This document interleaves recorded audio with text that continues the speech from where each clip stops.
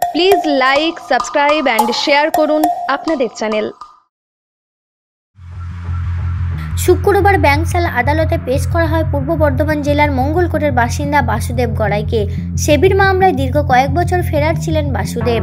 আসল নাম গোপন করে পুরাতন মোবাইল নাম্বার বাদ দিয়ে কলকাতার বাগুইআটি থানা এলাকায় সপরিবারে ছিলেন মঙ্গলকোটের আমডোব এলাকার বাসুদেব গড়াই।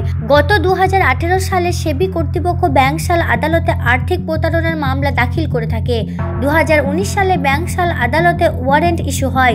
তারপর থেকে এই অভিযুক্তের খোঁজে ব্যাংশাল আদালত থেকে মঙ্গলকোট থানায় নিয়মিত সমন আসতে থাকে। এমতো অবস্থায় মঙ্গলকোটের বর্তমান আইসি মধুসূদন ঘোষ বিষয় নিয়ে খোঁজখবর নেওয়া শুরু করেন। পুরাতন মোবাইল নাম্বারকে সামনে রেখে কল ডিটেলস লোকেশন ট্র্যাক করে সেবির মামলায় ফেরার বাসুদেব গড়াইয়ের সন্ধান মেলে। দেখা যায় কলকাতার বাগুইআটি এলাকায় বাসুদেব নাম হারিয়ে সপরিবারে রয়েছে। বৃহস্পতিবার রাতে কলকাতায় 2 থানার পুলিশের যৌথ অভিযানে ধরা পড়ে বাসুদেব গড়াই।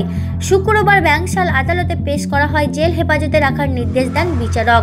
মঙ্গলকোট থানার আইসি মধুসূদন ঘোষ জানান, আদালত থেকে নির্দেশ পাওয়া মাত্রই আমরা অভিযুক্তকে পেতে তদন্ত শুরু করি। আর্থিক প্রতারণা মামলায় দীর্ঘদিন ধরে ফেরার ছিলেন অভিযুক্ত।